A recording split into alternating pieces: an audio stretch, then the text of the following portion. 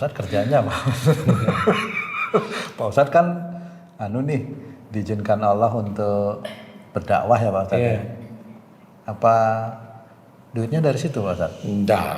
Saya kalau ngaji enggak minta saya. Kulla as'alukum alaihi ajron. Katakan aku tidak minta bayar terhadap apa yang aku berikan kepadamu tentang Quran. Itu udah jelas. Jadi saya pegang ayat itu agar berkah kalau saya kerja. Pak Ustadz ada kerjaan lain? Alhamdulillah ada. Apa itu Pak Ustadz? Ya. Bismillahirrahmanirrahim. Assalamualaikum warahmatullahi wabarakatuh. Waalaikumsalam warahmatullahi Sahabat beriman, sahabat muda milenial beriman dimanapun berada, kita jumpa lagi di video kali ini di Ustadz Danu Official Channel dan Tung Family Channel. Gitu ya guys. Apa kabar semua? Semoga kita semua dalam keadaan sehat walafiat dan senantiasa dalam lindungan Allah Subhanahu wa taala. Guys, di video kali ini kita akan membahas lagi beberapa hal yang berhubungan dengan ketauhidan ya. Di sini sudah hadir tentunya Pak Ustadz Danu, guru kita semua. Pak Ustadz, Assalamualaikum Pak Ustadz. Waalaikumsalam warahmatullahi wabarakatuh. Ada Mas Viko. Assalamualaikum. Waalaikumsalam. Ada Mas Al tuh, Mas Al. Assalamualaikum Mas Al. Ada Mbak Anin.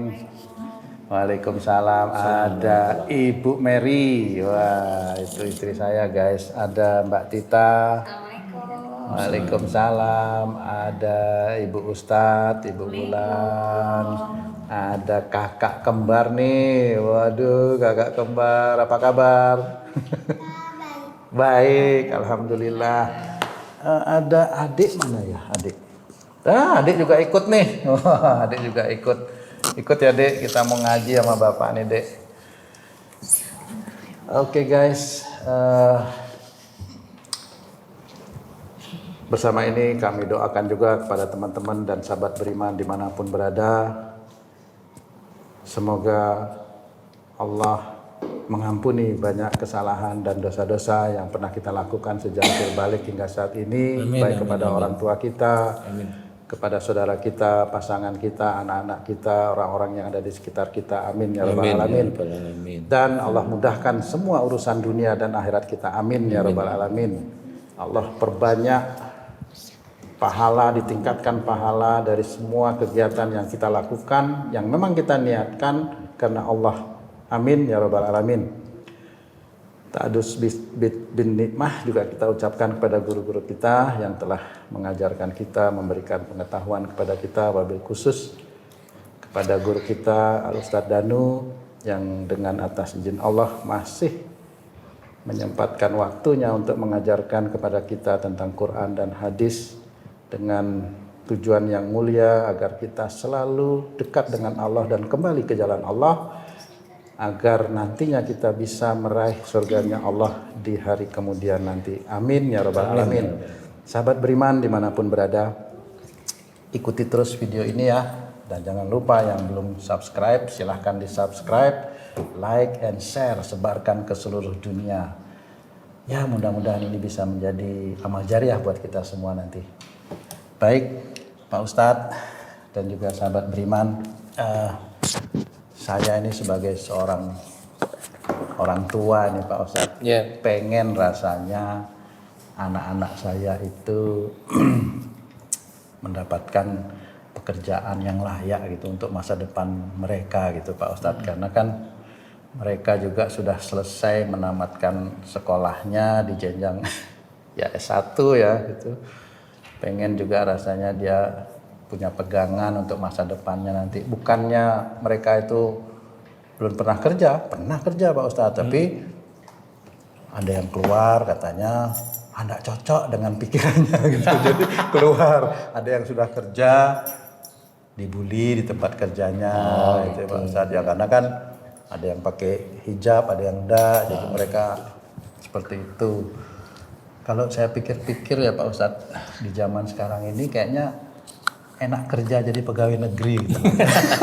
Karena di samping bisa mencurahkan semua kepandaian untuk bangsa dan negara, rasanya juga ada jaminan nanti untuk hari tua mereka kan seperti itu Pak Ustadz ya. Tapi ya saya tidak punya orang dalam. Kalau dulu Pak Ustadz, zaman saya dulu itu kan untuk pegawai negeri itu suka ada jatah itu Pak Ustadz. Oh gitu. Jadi kalau ada orang di dalam, dia bisa punya jatah satu, nanti anaknya atau saudaranya bisa masuk pegawai negeri gitu. Tiap tahun pokoknya punya lah. Tiap tahun seperti itu Pak Ustadz. Jadi istilahnya jatah itu tidak sekali. Tidak sekali. Pokoknya tiap tahun boleh lah kalau Seperti keluarga. itu. Iya, jadi ya agak terbantu gitu ya. Tapi kalau sekarang kayaknya susah ya. Saya juga bukan pegawai negeri. Jadi itu Pak Ustadz yang saya ingin tanyakan kepada Pak Ustadz untuk pelajaran buat kami ya. Kira-kira akhlak apa yang salah pada saya sebagai orang tuanya atau kepada anak-anak saya, kok sehingga mereka itu kerjaan ganti-ganti dan tidak ada tetap gitu Pak Ustadz. Kira-kira akhlak apa yang harus kami rubah itu Pak Ustadz supaya ya mereka punya kerjaan yang tetap lah seperti itu Pak Ustadz. Ya kalau itu pekerjaan itu kan ujian ya. Ujian itu bisa dari sisi anaknya sendiri atau dari sisi orang tuanya seperti itu. Kemudian banyak hal yang menjadi ujian sebenarnya. Banyak hal yang menjadi ujian. Dari kerjaan yang sudah dapat atau dapat di pekerjaan yang enak, basah umpamanya kan itu kan menjadi ujian juga. Tapi kalau kita mau ngikutin perintah-perintah Allah, itu ya memang harus kita belajar, kita kerjakan. Jadi mumpung ada anak-anak milenial di sini, ada Viko, ada Anin, ada Tita, kemudian ada Dion yang barusan menikah ya. Nanti kan kita korek-korek bagaimana ya. Benar-benar Pak Ustadz ya. Jadi ada Mbak Mary ya. Itu milenial juga. Milenial tua kalau Ibunya milenial ya. Tapi salah nggak saya kalau saya berkeinginan anak saya tuh mendapatkan satu pekerjaan? Enggak salah. Boleh itu gitu doa, Pak Ustadz ya. Doa dari orang tua. Cuma memang kalau Allah itu sudah menceritakan nih. Nah, kebanyakan itu kalau orang muslim, orang Islam ini orang Islam nih ya. Kebanyakan itu kalau dia mau kerja itu ke orang pintar. Gimana Pak Ustadz? Ke orang pintar. Nyari apa itu Pak Ustadz? Enggak tahu nyari apa, pokoknya nyari pegangan agar keterima. Entah diisi susu atau bagaimana. Nah, itu memang terjadi juga sama teman-teman tenaga kerja yang keluar negeri. Itu banyak itu pakai susu agar disayang gitu. Disayang bosnya agar gitu. Ya begitu-begitu tuh banyak sekali saya nemuin. Nah, itu yang jangan lakukan karena itu musyrik. Walaupun sholat tapi yang dikerjakan itu musyrik. Jangan yang seperti itu. Nah, seperti halnya itu yang ke orang pintar. Nah, kemudian ada teman-teman dakwah. Kalau mau kerja baca ini sekian kali, baca ini sekian kali. Bacaan itu memang tidak ada, biasanya rata-rata tidak ada dalam tuntunan hadis. Jadi yang seperti itu menjadi budaya. Tapi kadang-kadang suka terjadi aja keinginan dia dari bacaan itu sebenarnya gimana maksud itu? Terjadi itu bukan dari bacaannya, terjadi itu karena Allah menginginkan dia itu keterima di pekerjaan atau keterima keinginannya. Jadi jangan dengan bacaan itu. Sama seperti saya mendoakan seseorang, entah itu pasien, entah itu kalau di TV itu ada narasumber ya. Itu kalau sembuh itu saya meyakini bahwa itu bukan dari doa saya, tapi itu dari Allah Ta'ala. Walaupun Pak Ustadz yang berdoa. Iya. Itu harus diketahui seperti itu. Tapi Pak Ustadz menginginkan mereka sembuh atau tidak? Iya, menginginkan tetap. Boleh itu Pak Ustadz ya? Kan menginginkan boleh. Berdoanya kan begitu. Kalau berdoa itu kan tetap hubungannya dengan yang akan mengabulkan doa, bukan dengan kalimat doanya yang hebat. walaupun seseorang muslim, Ya. walaupun seorang Islam, dia itu kelihatannya soleh, kelihatannya loh ya ini ya. Iya. Dia baca doa Iya. melalui doa yang ada dalam Quran, mamanya doa keinginan, mamanya yang ada dalam Quran, keinginan tertentu, mamanya. Kemudian kalau dalam Quran itu kan doanya biasa maksudnya itu doa agar kita diampuni dosanya, agar dijauhkan dari orang-orang berbuat zalim, dijauhkan dari orang-orang kafir. Rata-rata doa-doa dalam Quran kan seperti itu. Tapi kadang-kadang orang-orang itu memakai surat dalam Quran itu untuk Mengabulkan keinginannya seperti itu. untuk menjadikan Allah akan mengabulkan keinginannya. Dan ini memang tidak bisa seperti itu. Jadi doa itu yang dilihat oleh Allah Ta'ala ya jelas. Wa yastajibul ladina amanu wa aminus sholihat. Dan Allah akan mengabulkan doa orang beriman serta mengerjakan amal soleh. Nah, dari kalimat dalam Quran tersebut harusnya kita berpikir itu petunjuk.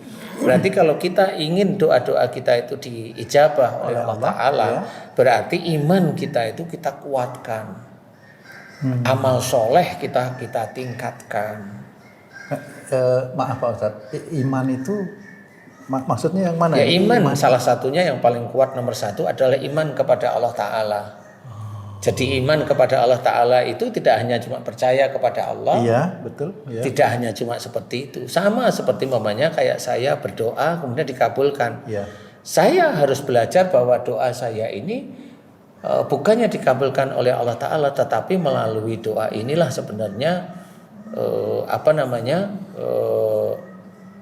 Allah mengabulkan. Jadi intinya bukan dari kalimat doanya, tetapi karena Allah berkeinginan mengabulkan. Hubungannya dengan keimanan tadi Makanya kalau sudah tahu ini karena Allah mengabulkan, saya kalau ditanyain sama seseorang, pasiennya sembuh ya atas izin Allah. Jadi seperti itu. Bukan pasiennya sembuh, ya karena dia saya doakan. Nah itu tidak boleh. Kalimat seperti itu adalah kalimat sombong. Oh, kalimat itu juga bisa menentukan imannya seseorang. Pak Iya. Ustadz, ya? Masya Allah. Makanya di situ iman itu harus tetap bagus. Harus tetap bagus. Ini dari Allah Ta'ala. Allah mengabulkan. Jadi bukan dari hebatnya doa, bukan karena ini, bukan karena Allah. Nah, persoalan Allah itu kok banyak mengabulkan doa kita. Nah, kita tidak boleh bahwa iman kita kuat, amal soleh kita besar, tidak boleh juga. Tetapi kalau memberikan arti bagaimana orang itu mau dikabulkan doa, boleh diterangkan tentang iman dan amal soleh. Itu boleh. Tetapi kalau sudah itu mengenai kita atau kita itu seperti penyintas istilahnya. Itu kan penyintas ya zaman sekarang. Ya. Saya itu kan penyintas yang yang mengalami langsung. Yang mengalami langsung itu menurut sisi syariat atau akidah kita, iman kita harus terjaga, yaitu tidak boleh itu karena saya mendoakan. Itu kalau enggak saya enggak bisa. Enggak boleh seperti itu. Nah, itu sombong, itu bermain bahwa diri kita itu Tuhan. Itu tetap tidak boleh. Dan itu bahaya di hadapan Allah Ta'ala.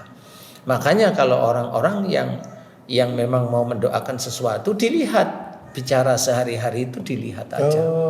Sehingga bisa tahu bahwa orang ini memang merasa dia hebat. Orang ini merasa dirinya Tuhan. Tidak boleh seperti itu. Nah, inilah yang akhirnya menjadikan doanya ya banyak tidak dikabulkan. Kalaupun dikabulkan oleh Allah Ta'ala itu istijrab. Orang tidak tahu kalau itu istijrab. Nah, sama dalam bekerja, orang tua ingin anaknya bekerja, itu yang harus dikerjakan apa umpamanya. Ya, dalam surat Az-Zariyat itu diceritakan wa fis sama rizqukum wa ma tu'adun. Di langit ada jalan rezekimu dan apa yang dijanjikan oleh Allah Ta'ala kepadamu. Di langit ada jalan rezeki. Jadi seseorang muslim itu punya rezeki masing-masing di langit. Dan apa dijanjikan oleh Allah. Kalau Allah menjanjikan berarti salah satunya adalah surga. Punya rezeki itu maksudnya sudah ditentukan menentukan rezekinya seseorang atau Jalan rezeki seseorang itu udah ada di langit. jadi rezekinya berupa apa nanti pun itu tergantung orang itu bagaimana dia menjalani atau mencarinya gitu Ya, Pak Ustaz? orang itu mau berjalan di jalan Allah, sehingga jalan rezeki itu akan dimunculkan oleh Allah Ta'ala. gitu. Kalau jalannya rezeki dia itu sebagai ASN, pegawai negeri, Ya. ya dari situ aja. Kalau jalannya dia itu jadi penjual nasi goreng, ya di situ. Kalau jalannya rezeki dia itu dari tenaga kerja di luar negeri, ya dari situ salah Oh satu. itu bukan Allah yang sudah menentukan dia akan menjadi itu gitu, bukan seperti itu Pak Ustaz? Mana kita tahu Allah menentukannya? Oh iya ya. Itu kan gaib sebenarnya. Makanya yang mengetahui hal gaib itu Allah. Bisa aja dia itu memang jalan rezekinya menjadi seorang tenaga kerja wanita di luar negeri. Dia dapat rezeki sampai di rumah nggak tahu uangnya dihabiskan sama suaminya. Suaminya menikah lagi, habislah hartanya. Nah, sebenarnya jalan rezekinya dia memang ada di luar negeri, tetapi karena memang ada ujian bagi si wanita tersebut dengan suami yang memang suaminya sering menghambur-hamburkan uangnya istrinya, akhirnya suaminya menikah lagi, akhirnya dia pulang habis uangnya. Nah, dia diuji oleh Allah Ta'ala nggak kuat, akhirnya rumah yang dulu dia bikin dengan suaminya dihancurin, mubazir lagi, sehingga nanti dia akan mencari uang lagi dengan kesulitan lagi. Kalau kasus itu yang salah siapa Pak Ustaz? Salah semuanya. Jadi tidak bisa. Semuanya akhirnya, harus introspeksi diri. semuanya harus introspeksi. Kalau istri dia punya uang itu memang si suami bisa didepak dari rumah istrinya karena dia sudah menggunakan dan suaminya menikah tanpa bilang-bilang. Kalau istilahnya istri masuk surga, ya tanya dulu lah kan gitu, seperti itu. Tidak boleh seperti itu. Jadi suami menggunakan harta istrinya. Kalau istrinya marah boleh, tetapi jangan hancurkan rumah. Karena menghancurkan rumah itu akan menjadi lebih tidak manfaat. Iya. Seperti itu. Makanya wafis sama iriskukum ini harus diperhatikan. Di langit ada jalan rezekimu, ada jalan rezeki masing-masing orang, bukan rezeki. Oh, jadi bukan sesuatu yang memang disiapkan, bukan, tapi bagaimana orang berjalan mencari Jalan rezekinya. Oh seperti Nah kan jalan rezeki Allah sudah menceritakan wafis sama iriskukum. Jadi di langit ada jalan rezekimu. Jadi jalan rezekinya disiapkan oleh Allah Ta'ala. kalau orang itu tidak bergerak mencari ya dia tidak akan dapat rezekinya, seperti itu Pak Ustaz. Dia nggak bergerak mencari jalan rezekinya, ya Allah tidak menggelontorkan rezeki melalui jalan rezekinya, kan seperti itu. Jadi enggak rezeki disiapkan oleh Allah Ta'ala itu enggak, tapi yang disiapkan itu jalan rezekinya. Nah, kemudian jalan rezeki itu yang bagaimana? Seorang kontraktor umpamanya, maaf nih, kontraktor, jalan rezekinya di kontraktor. Kalau jalan rezekinya dia itu tanda tangan kontraknya disepakati, dia ambil keuntungan 10% atau 15% dan ownernya itu mau, jalan rezekinya di situ dan itu halal. Tapi kalau mamanya di 10% atau 15% itu orang kontraktor tersebut mencari, mengkorek-korek lagi bangunannya sehingga menurut dia bangunan ini masih aman, tapi terkurangi sekian menjadi 20% terkurangi sehingga keuntungan dia menjadi 35 atau 40% kasarnya. Yang 15% itu halal, tetapi yang 25% itu haram.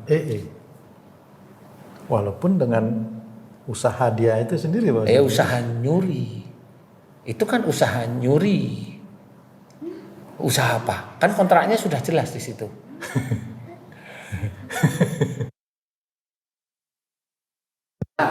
Kalau dibalik setelah kontrak dia punya pikiran mau nyuri, mau ngurangin tulangan, mau nyurangin semen, mau nyurangin macam-macam. Itu kan ngurangin dari kontrak. Itu nyuri atau efisiensi atau nyolong. Kan usaha itu Pak Ustaz. Pencuri itu juga tidak berdoa di rumah agar uang itu datang. Pencuri itu juga usaha dia. Mau nyopet dia usaha. Usaha kan tetap nyuri itu namanya. Tapi kok dikabulkan ya Pak Ustaz itu? Itu dikabulkan karena nyurinya, tapi Allah kan nggak ridho. Allah mengizinkan sebenarnya. Tetapi kan nanti ada batas-batasnya. Dia ketangkep, Dia ini, dia itu, seperti itu. Nah, ini yang harus kita ketahui. Nah, bagi anak-anak milenial ini harus kita setting, bukan kita setting, kita arahkan bagaimana pekerjaan. Namanya sekarang ini ada Anin, ada Tita. Kita harus paham nih bagaimana cara mencari rezeki. Karena gini, pada saat pandemi ini susah semua. Memang, Pak Ustaz. Yang tidak susah salah satunya adalah pegawai negeri. Betul lah ya itu ya. Pegawai negeri atau pejabat atau anggota DPR itu tidak begitu kesulitan lah. Karena beliau digaji oleh pemerintah. Pemerintah walaupun dia ngutang, yang penting kan ini tetap digaji kan, kira-kira gitu kan Pak Dia Ustaz, digaji karena kontrak. gitu ya. Karena kontrak Karena sudah disepakati istilahnya. Itu boleh lah, itu halal ya.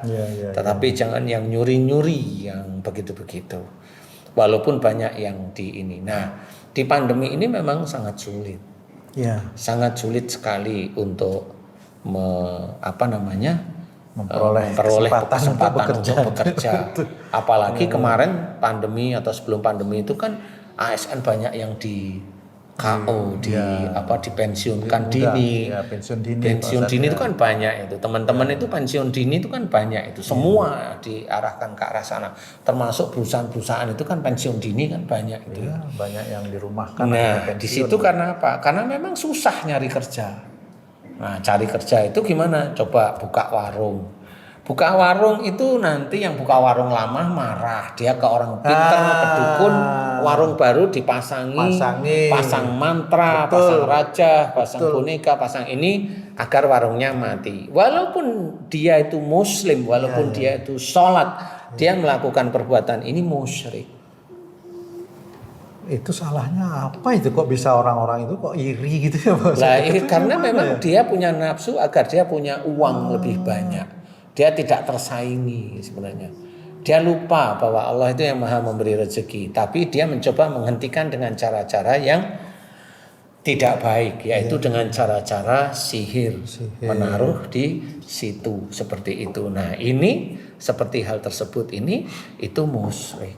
Dan itu kalau melakukan hal tersebut itu tidak akan orang tersebut itu akan masuk surga. Karena kemusyrikan ini nggak akan pertama, nggak akan kedua, nggak akan ketiga, pasti banyak. Karena dia ingin warungnya atau tokonya itu laris. Dan dia masang ranjau pada toko yang lain, kemudian dia masang penarik supaya ke peminat agar ke tokonya dia sama seperti itu. Walaupun dia pakai jilbab, walaupun dia pakai peci, walaupun dia berhaji, itu tidak dinilai oleh Allah Ta'ala. Haji, jilbabnya dan sebagainya, umrahnya enggak akan dinilai karena dia belum pernah mohon ampun tentang kemusyrikan yang dia lakukan.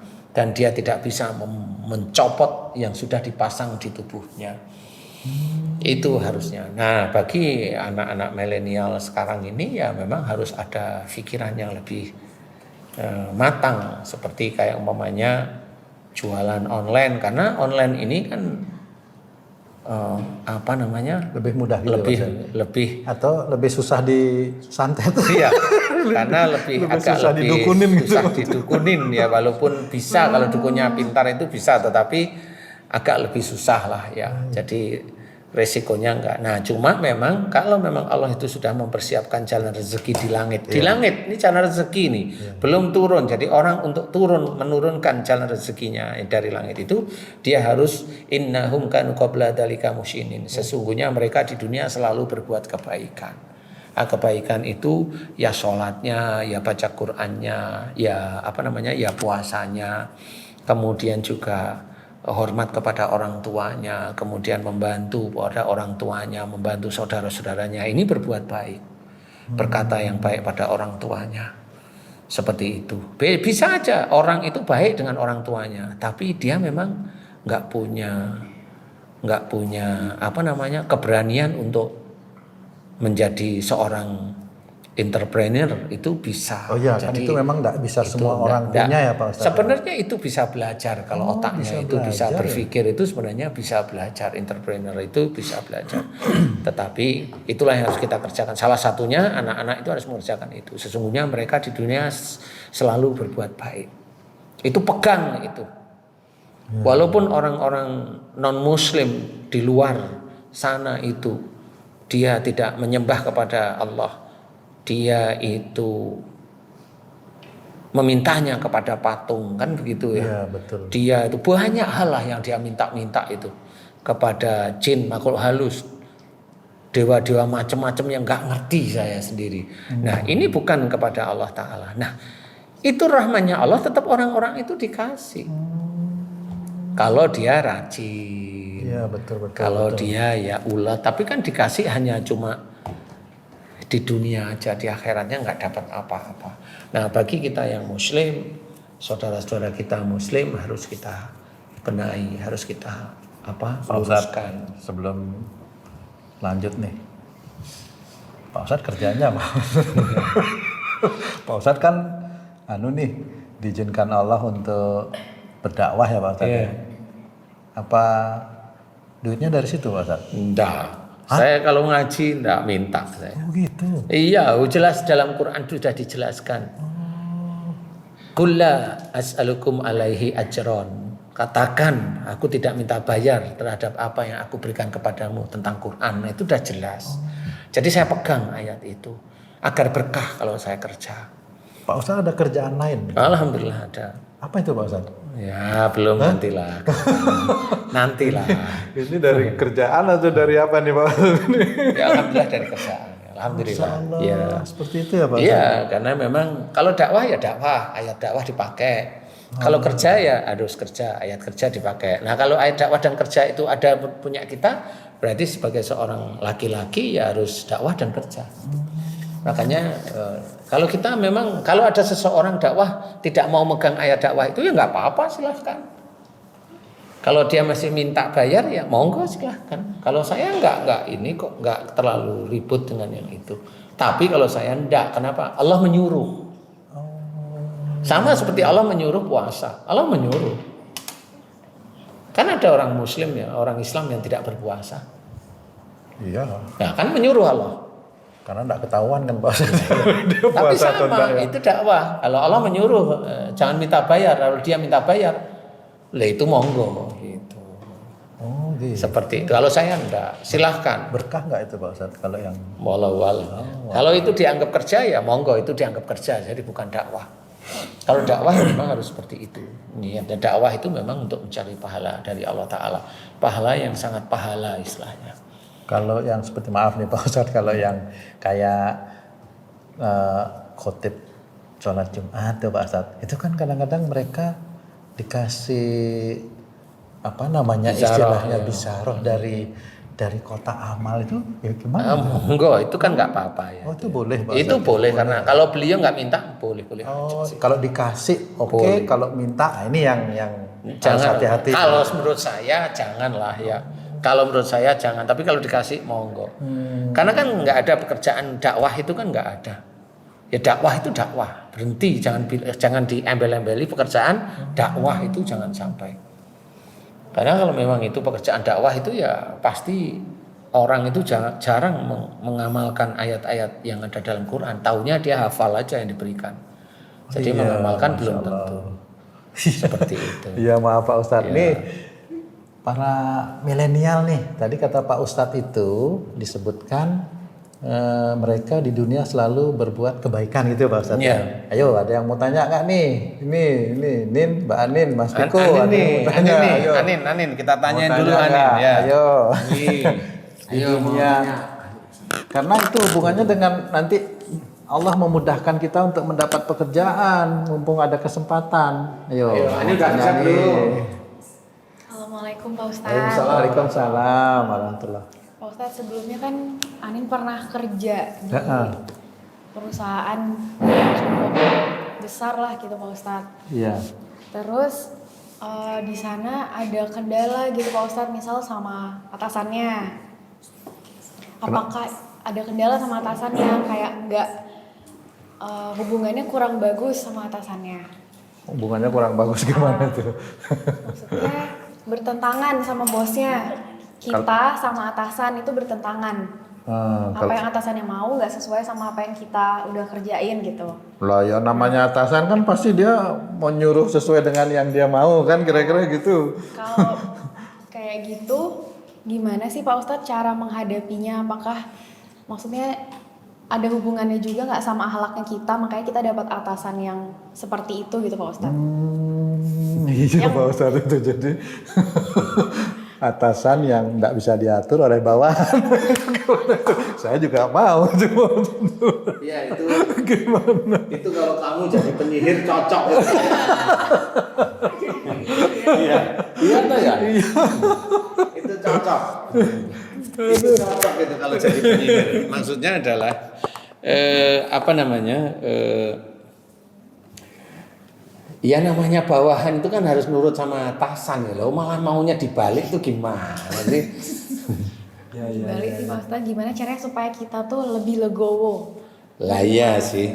Kan harus tahu namanya kerja itu kan harus tahu ada atasan ada bawahan.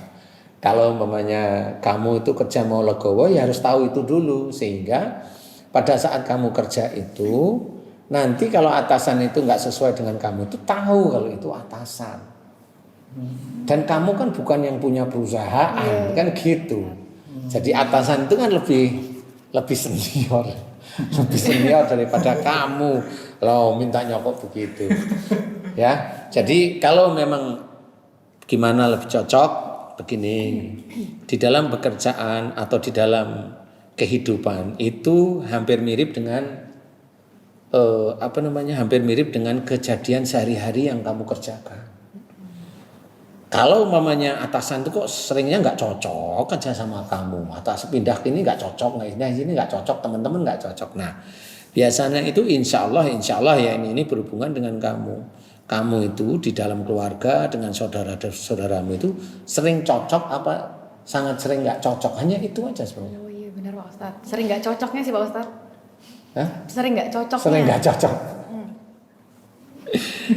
Dengan siapa yang sering nggak cocok? Sama adik, sama ibu, sama bapak semuanya sih. Sama kucing cocok nggak? Kucing cocok Pak Ustadz. Ya. Oh, berarti ada hubungannya Pak Ustadz sama kita di kehidupan sehari-hari. Iya, sebenarnya sangat ada hubungannya. Makanya oleh Allah Ta'ala tetap diberikan salah satu jalan bahwa kamu di tempat itu sulit sekali untuk cocok. Karena memang dengan orang tua kamu kurang cocok istilahnya. Jadi dengan orang tua kurang cocok ya seperti itu. Jadi kerjaan nanti kamu nggak nyaman aja, sehari-hari itu nggak nyaman. Nah, di pekerjaan ini nanti ya nggak cocok, nanti nggak cocok. Kecuali kalau kamu mulai berubah dengan orang tua, mulai care, mulai dikasih nasihat tuh mau dengerin, mau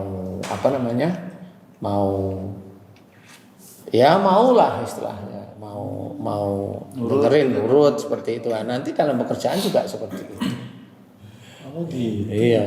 Jadi tetap ada hubungannya. Kamu dengan keluarga itu tetap ada hubungannya. Kalau kamu dulunya susah nurutnya, ini agak sedikit liar umpamanya, ya susah. Di pekerjaan ya kamu nggak akan nyaman gitu. Itu cara Allah begitu. Memang Allah memberikan kamu pekerjaan, tetapi kamu nggak akan nyaman. Seperti itu.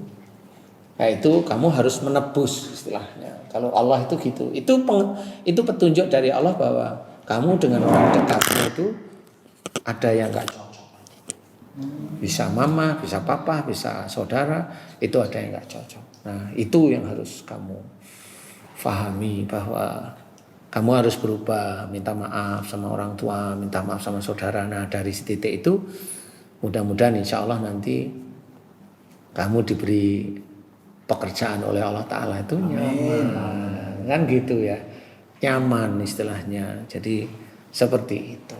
Kalau saya pekerjaan maunya ya nyaman. Iya. Maunya kalau bisa jadi bos kan gitu. Maunya. Iya Ustadz. Tapi kan kalau misalnya gini Pak Ustadz, kalau misalnya jadi bos itu kan kita juga punya apa sih namanya? Kemampuan atau apa? nggak ada ujiannya juga kan Pak Ustadz. Kan orang pasti mikirnya, oh jadi bos enak nih ngatur perusahaannya sendiri gitu. Padahal kita juga sebagai bos tuh kan kita juga punya apa sih namanya? Ada tekanan juga gitu Pak Ustadz. Iya. Kayak misalnya kita buka usaha sendiri nih, misalnya Anin.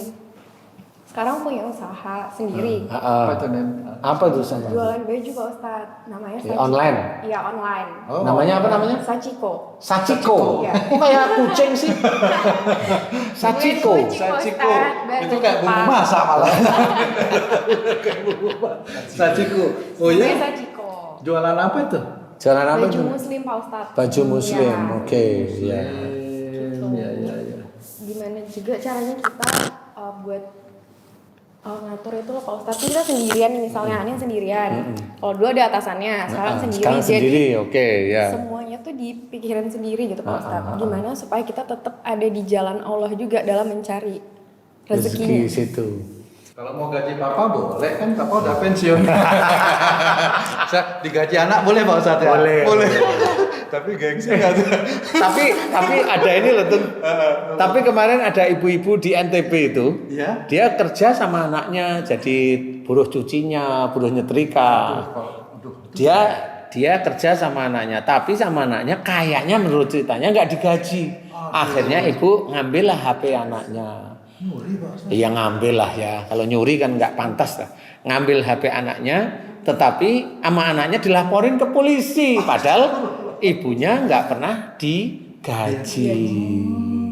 Lah inilah repot. Anak milenial itu ya betul ada itu cerita itu. Itu viral. Nah ini anak yang seperti itu tuh namanya anak kurang ajar.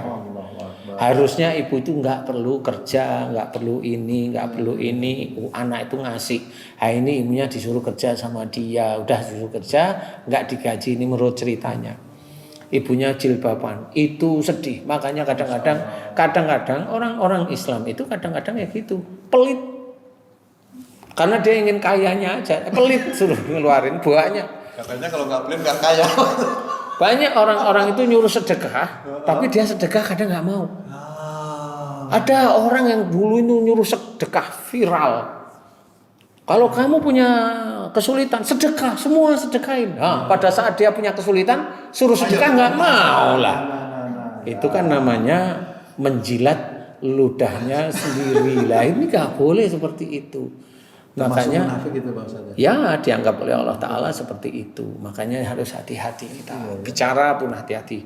Nah seperti kayak Anin tadi gimana caranya? Nah caranya salah satunya itu. Kalau kamu itu merasa terpressure istilahnya, tertekan dengan keadaan. Nah itu sama. Dulu kamu menekan papahmu, mamahmu, saudaramu seperti itu. Dengan gayamu loh ya. Dengan gayamu itu umpama ini hanya umpama papahmu sama mamahmu itu bingung ini Anin kok nggak pulang sampai pagi gimana ya itu kan tertekan itu iya benar nggak sih bener, saya juga nggak tahu nih pernah nggak begitu pernah begitu lu sering bener ya wah ini gimana nih ini saya mau tanya ini sama mamahnya nih ayo gimana Iya, sering pergi sama teman-temannya Pak Ustadz. Seringnya bilang pulang cuma sebentar aja mah pergi gitu. Terus nggak taunya? Nggak taunya sampai jam 11 belum pulang. Kakak, kok belum pulang udah jam 11? Ya ini udah on the way mau pulang, padahal belum ngapa-ngapain. Sejam 2 jam nggak nyampe-nyampe.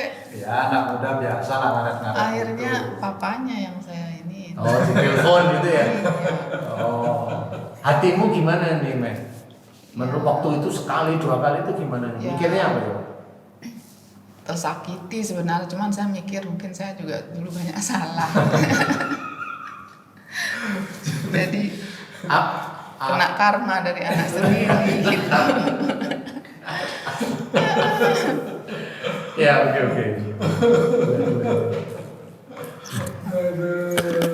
Aduh, ya. Jadi begitu. Jadi memang dalam suatu keadaan sehari-hari di dunia itu sebenarnya semuanya bisa menjadi petunjuk sebenarnya itu. Bisa menjadi petunjuk siapapun. Makanya tadi benar, benar nggak tahunya. Apa yang saya ceritain tentang Anin, nggak tahunya Anin, memang benar dan sering. Makanya Mary tadi bilang sebagai mamanya ya sakit mau gimana. Nah, kalau kamu gimana tuh? Waktu itu gimana tuh? Dilaporin pertama kali gimana tuh? Marah. Marah. Kalau saya memang marah waktu itu ya. Saya marah dua-duanya, marah sama istri saya dan marah sama Anin. Kok kau nggak bisa atur anakmu lah gitu malah saya Pak Ustadz. Tapi ya saya berusaha untuk mengikhlaskan kejadian itulah. Saya pikir ya anak muda ya. Karena saya juga belum bisa mendidik secara benar, secara baik ya. Akhirnya saya ngurut dada aja sih. Walaupun memang kok kayak gini ya. Sempat didoain nggak dulu itu?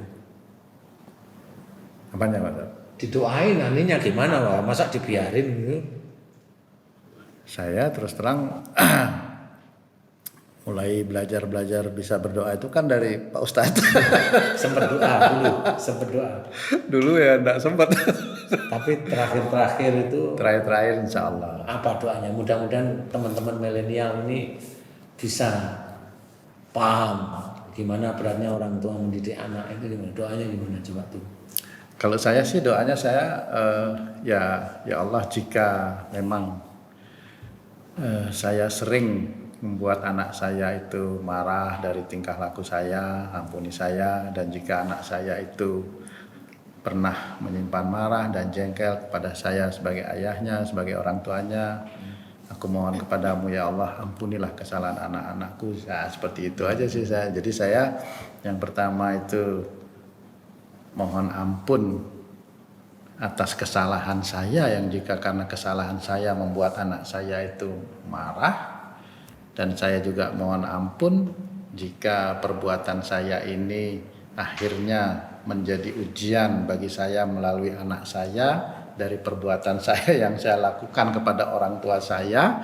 Saya mohon ampun terhadap itu dan juga saya mohon ampunkan kesalahan anak saya. Seperti itu Pak. Alhamdulillah. Ya. bagus. Kan itu ada Pak Ustadz seperti itu saya. Ya alhamdulillah ya memang seperti itulah ya. Kalau nggak diajarin nggak ngerti ya Pak. Maunya marah aja ya. Pokoknya terima beres itu. Nah, Terus? sekarang malah pengen anaknya harus kerjanya juga beres gitu. Gimana itu? Iya betul. Bagus sebenarnya itu ya. Tapi yang mau saya tanyakan ini nih.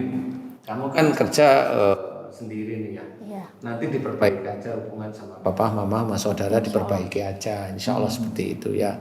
Mudah-mudahan dari diperbaiki nanti stres itu sendiri kan ujian dari Allah Ta'ala. Bayar kamu bagaimana itu kan tetap dari kamu sendiri. Kalau kamu perbaiki, coba perbaiki ya. Jalan rezeki itu diceritakan oleh Allah Ta'ala di langit. Jalan rezeki itu di langit. Kalau kamu senantiasa berbuat baik, nanti akan ini pergerakannya, grafiknya itu seperti linear aja nanti. Nah, seperti dimudahkan. Memang ini seperti ajaib. Enggak ajaib. Allah sudah menulis dalam Quran kok. Selama nanti kamu itu berbuat baik, insya Allah nanti juga Allah akan merubah nasibmu. Kenapa? Innallaha la yughayyiru ma biqaumin hatta yughayyiru ma bi anfusihim. Sesungguhnya sesungguhnya Allah tidak akan merubah nasib suatu kaum. Kaum itu bisa kamu nih, kecuali kaum itu merubahnya, kecuali kamu merubahnya. Merubahnya enggak terus ingin dedikasi manajemen kamu tingkatkan, boleh, tetapi bukan itu intinya merubah itu. Intinya merubah itu adalah kembali ke jalan Allah. Nah, itu namanya kerja dan ibadah jadi satu. Oh, balance ya Pak Ustadz. Iya, kalau kamu kerja manajemennya kamu tingkatin, itu nggak ada ibadahnya sama sekali. Paham ya? Jadi nanti di situ. Saya mau tanya nih, Iya Pak Ustadz. per bulan berapa dapatnya kira-kira? Biar ada gambaran untuk teman-teman milenial istilahnya. Bersihnya Pak Ustadz. Kalau Ya, kotor dan bersih namanya. Kalau kotornya alhamdulillah 13 juta, bersihnya 8 juta. Oh, alhamdulillah. Setiap bulan. Tergantung kurang lebihnya di titik situ ya. Alhamdulillah 8 juta itu lumayan loh ya. Ya itu bisa disyukuri, itu keren itu. Alhamdulillah. Nanti kalau kamu udah kamu rubah, mudah-mudahan Allah memudahkan. ya kan? Memudahkan nanti. Ya, dirubah aja. Jadi dirubah itu bukan manajemen, enggak, sambil jalan aja, sambil nanti belajar ini itu gitu aja sih, ya kan? Oke, sekarang siapa lagi? Ya, siapa lagi nih? Mas Viko udah kerja belum? Oh, Mas Viko kerja di mana? Kerja di perusahaan swasta di obat-obatan, Oh, buat obat. Obat apa itu, Mas? obat herbal. Obat herbal. Iya. Ya, alhamdulillah besar gajinya. Cukup ya? lah. Oh, iya. Sebulan cukup. Mas Viko juga udah kerja loh.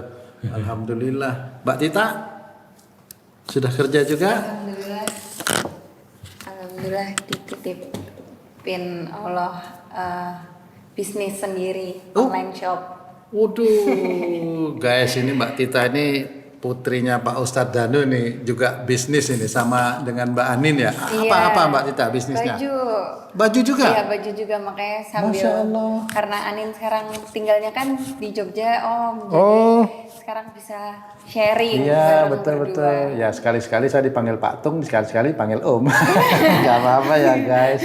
Oh, terus baju juga sama Baju juga. Oh. Baju juga. Kebetulan bareng. Mahal-mahal nggak sih bajunya? Enggak. Oh, gitu. Namanya apa? Seikara. Apa? Seikara. Sekara, guys. Seikara. Nanti kita tulis ya, nanti kita tulis di vlog kita ya Pak Ustadz ya. Boleh ya Pak Ustadz ya? Boleh nanti. Sekara nanti kita tulis juga. Yang Mbak Anin apa?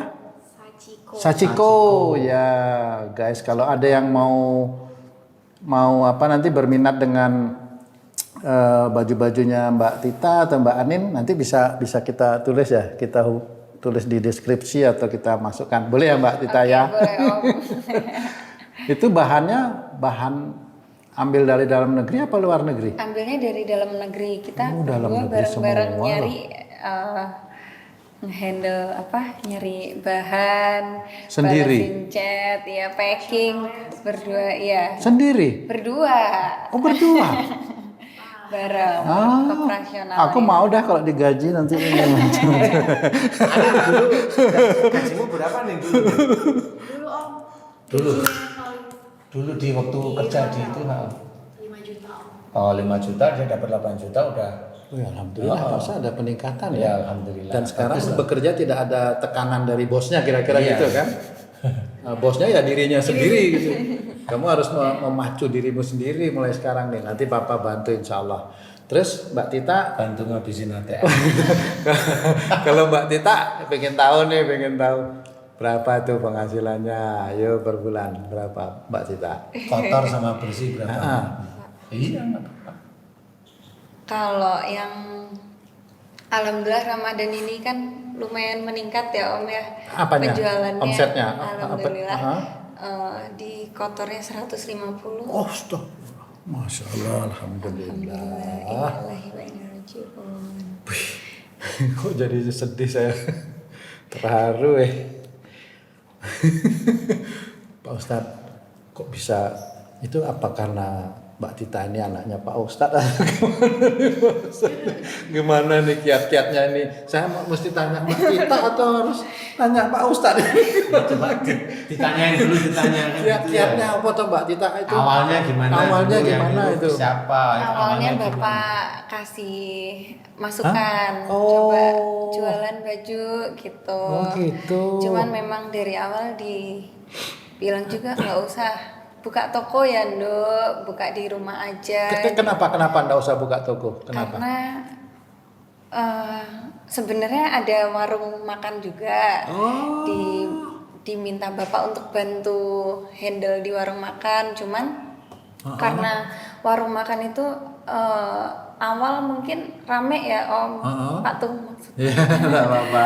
Rame, tapi setelah dilihat 3 bulan, 4 bulan, 5 bulan, mungkin seperti yang tadi Bapak sampaikan, diberi apa ya, Ujian gitu ya? supaya mungkin tokonya terlihat tutup. Oh gitu. Iya, sampai customer bilang kok tutup Kak, padahal warungnya nggak pernah tutup gitu. Ini kejadian bener Pak Ustadz ini.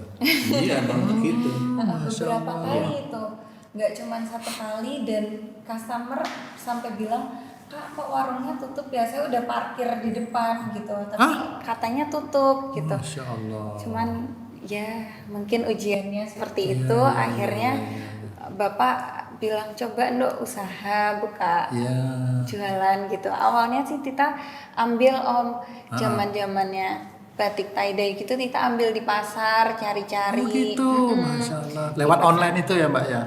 Aku ngambil di pasar tapi jualinnya lewat online. Online, ya.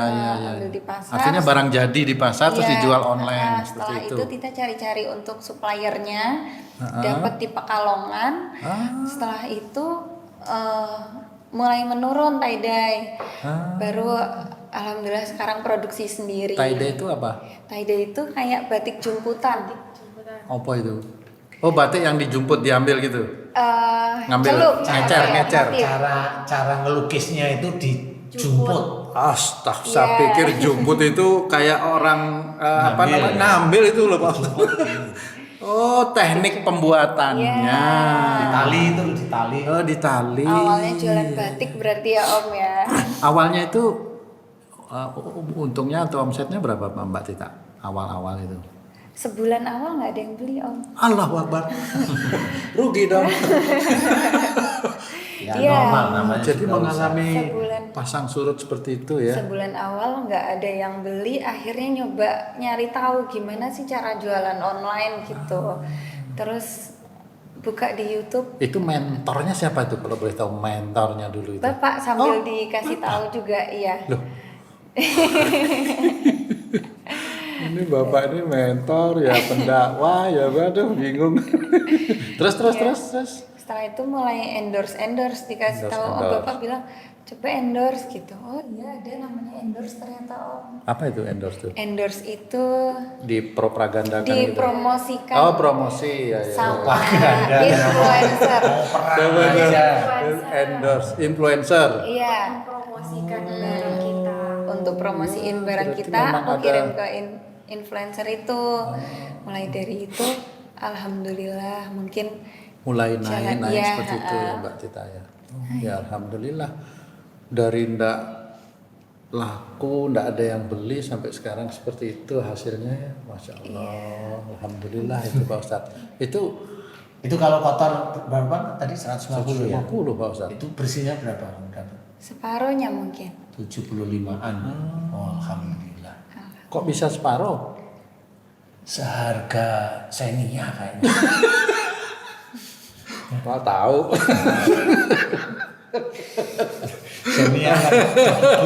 Xenia yang digigit tikus itu loh.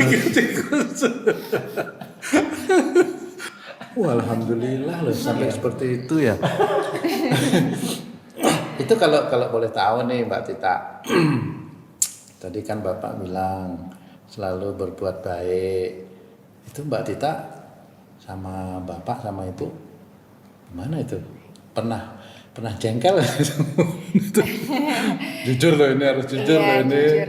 Mungkin kalau waktu SMA, waktu kita belum ini ya, apa ya Om, masih ABG ya, masih pengennya ABG itu? egois, pengennya Anak bapak gue ABG. pengennya kayak menang sendiri. Mungkin waktu SMA. Ah. Setelah itu kan Bapak dakwah ngasih tahu nggak boleh kayak gitu. Jadi mulai dari situ Tita Menjalankan apa yang dinasihatkan Bapak gitu. insya Allah Tita mulai dari situ kalau misal ngerasa salah kita langsung minta maaf. Masya Iya. Allah. Ya. Iya. Tuh. Gimana tuh, jadi bingung nih jadi. Sambil disuruh-suruh ini apa berbuat baik sama saudara. Kan kebetulan adik-adik Tita kan Ya. ada 3. Aha, ya. Bapak Maksudnya juga. berbuat baik itu mandiin gitu atau nyuapin? Iya, Oh iya. mandiin, nyuapin. Oh, Kalau seperti bisa itu. meringankan beban. Kalau bisa membantu, dibantu. Kalau ada yang kesulitan, kita harus bantu. Jadi nggak boleh egois, maunya diri sendiri gitu nggak boleh. Masya Allah. Ya. Sebisa Saya mungkin. jadi speechless. Oh gitu ya. Tapi sampai sekarang masih aktif juga di online, masih aktif juga membantu adik-adik Insya seperti itu. Allah, insya Allah. Sebisa mungkin kan. Ya. Kalau misalkan ibu pas repot, Ya. terus tugas adik-adik ibu mungkin nggak bisa bantu, insya Allah Tita sama Mas Viko bantu sama Mbak Anin sekarang udah ada. Oh, Mbak Anin, alhamdulillah. Alhamdulillah ya Mbak Anin. Ya. Bagus sekali, bagus. Kalau Mas Dion gimana itu? Nah, gantian sekarang yang megang. Ayo. Kan kamu. Oh ya. Alhamdulillah banget ya bisa seperti itu ya. Karena banyak membantu orang tua, akhirnya juga rezekinya dibukakan oleh Allah seperti itu Pak. Iya, alhamdulillah ya. Itu tetap kalau saya kan hanya ngajarin aja ya tuh. Iya. Hanya ngajarin ya. Jadi kalau saya hanya ngajarin agar anak-anak itu paham. Tapi juga ngajarin agar anak-anak itu juga tidak penakut gitu. Maksudnya penakut bagaimana itu Pak Dada? Ya berani ngambil resiko. Oh iya. Karena yang namanya Hidup ini ada resiko gitu Pak. iya, hidup ini kan ada resiko. Kalau enggak surga ya neraka. Nah, dua itu memang. Ya, hanya dua itu. Hidup di dunia pun sama resikonya, berhasil atau Gagal. Tapi itu kan bisa insidental ya, itu berhasil gagal itu insidental. Nah, kalau saya cirinya adalah meminimalisir risiko Belajar gagal. dari kegagalan dan tidak sombong dari keberhasilan kita. Iya, harus seperti itu. Jadi harus seperti itu. Jadi kalau diberi keberhasilan tidak boleh sombong, kalau digagalkan ya jangan putus asa tetap. Karena di situ nanti ada tengah-tengahnya, ada tengah-tengah, di titik tengah-tengah itu males. Ya. Orang males itu di tengah-tengah itu. Iya. Jadi mau kemana nggak bisa, mau Ya. gini nggak bisa, mau itu nggak Kecewa bisa. itu masuk di tengah-tengah atau? Kecewa itu nggak masuk di tengah-tengah karena dia sudah melakukan Malah keputus asa malah. kecewa itu karena dia sudah menjalankan cuma pada waktu Allah itu mengizinkan gagal, dia kecewa. Iya, kayak umpamanya Tita, saya nggak terlalu memonitor ya untuk Tita, tetapi sesekali saya tanya sih. Kalau umpamanya dibikin tiap bulan, anggap aja 12 bulan itu dianggap rata-rata itu berapa bersih dari penjualan rata-rata aja ya, karena fix kan nggak mungkin. Bersih itu berapa? Per bulannya? Per bulan 40, 50, 60 rata-rata. Iya, mungkin bersih 30, 40. 30, 40 rata-rata ya. Iya, Kecuali kalau begini lonjakannya langsung ya. Gaji JM. Ya, nanti JM yang sudah diatur lagi sama direktur. Gaji kepala proyek yang diatur JM. masih ada makan hatinya ya Pak Zara gitu. Kalau ini langsung sendiri ya. Bagaimana bisa memanage itu setiap harinya, bisa istiqomah itu bagaimana itu Mbak Tita? Kalau boleh di-share ya ini untuk sahabat muda juga nih, bagaimana bisa istiqomah itu menjalankan itu? Karena pekerjaannya kan udah titipan dari Allah, berarti apa yang udah dititipin sama Allah harus kita kerjain gitu Om. Seperti itu Pak Ustaz, Masya Allah. Takutnya nanti kalau nggak dikerjain dolim. Berarti tetap harus berusaha, biarkan Allah yang menentukan Iya, hasilnya seperti itu. Masya Allah. Bapak udah selalu sampaikan, Iya. jangan pernah mikir nanti targetku segini, nanti targetku sendiri segini.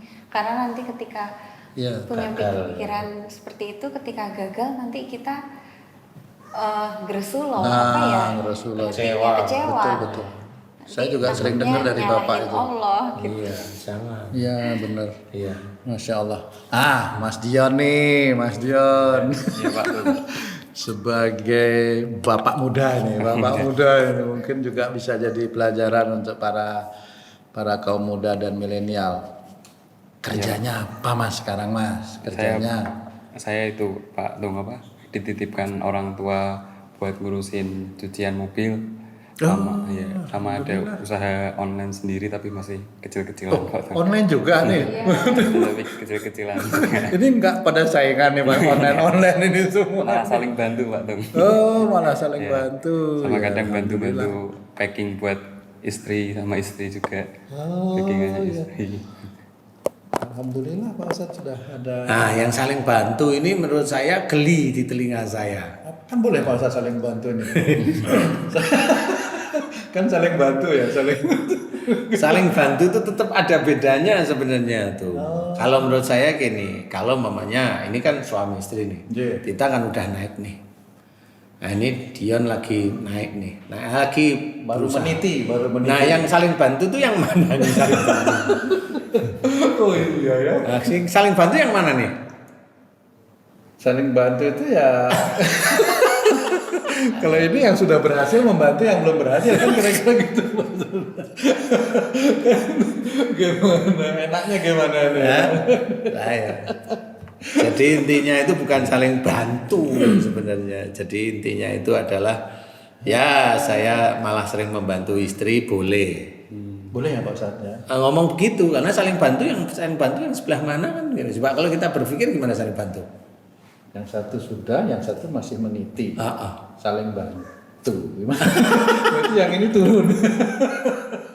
Yang sudah berhasil. Tidak bisa, malah nanti yang berhasil itu malah drop karena yang ini jalannya belum paham, kemudian ini udah naik. Sebenarnya kalau membantu itu dari sisi-sisi manajemen mamanya titik-titik itu kan nggak ada persoalan sebenarnya, dikasih cara-cara. Seperti saya bilang sama Tita, ringan, saya masih ingat dulu, kamu jualan baju wanita. Kenapa? Kenapa itu Pak? Ada rahasianya ini sebenarnya. Nah ini rahasianya kan harus dijelaskan. Kalau kita jangan sekarang. Jangan sekarang ya. Oke. Karena wanita itu begini itu tuh. Dan kamu titiknya di situ. Jangan jualan yang tipe seperti ini. Karena yang tipe seperti ini jarang diminati wanita. Nah, itu memang itu secara psikis strategi pasar itu strategi saya karena saya nggak pernah jualan. Saya nggak pernah jualan itu, tetapi pemikiran saya seperti itu. Saya kasih ke dia, nih jualannya ini begitu aja. Rewel di situ aja kalau saya. Seperti itu. Jadi ada beberapa strategi yang bisa dikerjakan di titik-titik itu. Nah, kalau memang nanti ditanya sudah mulai ini kok alhamdulillah dikasih rezeki Allah, kemudian ditanya tetap ini, tetap itu, tetap ini, tetap bagus ini. Nah, itu mulai jangan hanya kerja dengan orang lain aja karena susah ngendaliinnya. Itu mulai bikin sendiri. Kalau memang Tita mau. Di luar selain bikin sendiri juga bikin dengan orang lain juga. Jadi ada tahap-tahap seperti itu yang harus dikerjakan. Jadi istilahnya kalau bikin sendiri ya jangan terlalu besar tetapi ya cukup gitu ya Pak. Cukup lah. Untuk orang lain kan menolong orang lain juga yang ini. Sama seperti itulah kerja itu ya. Seperti itu tuh. Ini Bapak bisa jadi bos entrepreneur. Bisa buka kursus ini Pak Ustadz ini untuk kaum milenial ini. Bagaimana bisa kiat-kiat usaha itu bisa cepat maju seperti itu ya Pak Ustadz, dan usaha apa aja yang harus diambil itu kayaknya Pak Ustadz banyak ilmu ke arah situ Kalau yang masih saya- disembunyikan. Kalau saya itu tetap arahnya adalah dekat pada Allah. Karena kan kita semua orang Muslim itu tahu bahwa semua orang Muslim itu tahu bahwa Allah itu yang maha memberi rezeki. Lah kalau kita itu tahu Allah itu maha memberi rezeki, tetapi kita tidak dekat sama Allah, gimana caranya Allah mau memberi? Nah, caranya tadi salah satunya adalah dari surat Az-Zariyat tersebut. Salah satu aja. Bagaimana caranya Allah memberikan rezeki kepada orang-orang Muslim. Dan juga terhadap orang yang bukan muslim pun akan diberikan pada Allah Ta'ala. Salah satunya itu. Jadi berbuat baik, sholat tertib, baca Quran, puasa, kemudian hormat kepada orang tua, hormat kepada siapapun, membantu. Membantu itu untuk nantinya akan Allah membantu itu kan sebenarnya nanti Allah itu akan mempermudah memberikan kepada kita. Jadi kalau mamanya saya sering bantu kamu, nolong ini, saya nggak butuh apa-apa dari kamu, tetapi yang saya butuhkan hanya Allah aja. Seperti itu. Jadi nggak perlu kita menolong orang, membantu orang atau sedekah kepada orang lain itu untuk cari keuntungan, nggak perlu. Nggak perlu. Kenapa kalau kamu tadi tanya saya kerjanya apa? Ya itu masih rahasia. Karena apa ya nantilah ya. Nanti. Kayaknya ini sesuatu yang besar ini guys. Baik Pak Ustadz, terima kasih banyak bincang-bincangnya kali ini.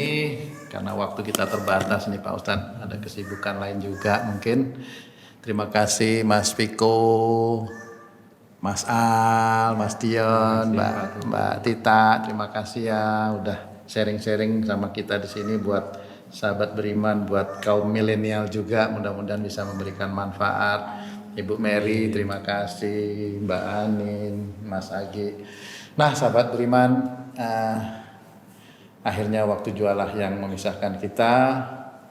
Mudah-mudahan bincang-bincang kami ini bisa memberikan banyak manfaat buat kita semua, khususnya kaum milenial ya yang masih belum beruntung mendapat pekerjaan atau lagi mencari pekerjaan atau lagi yang pengen meningkatkan kinerja dalam pekerjaannya. Mudah-mudahan video kami ini bisa bermanfaat. Apabila ada kata-kata kami yang kurang berkenan atau tingkah laku kami yang kurang berkenan, kami mohon maaf karena sesungguhnya kebenaran itu hanya milik Allah. Billahi taufik wal hidayah. Wassalamualaikum warahmatullahi wabarakatuh. Waalaikumsalam warahmatullahi wabarakatuh. Alhamdulillah. Alhamdulillah.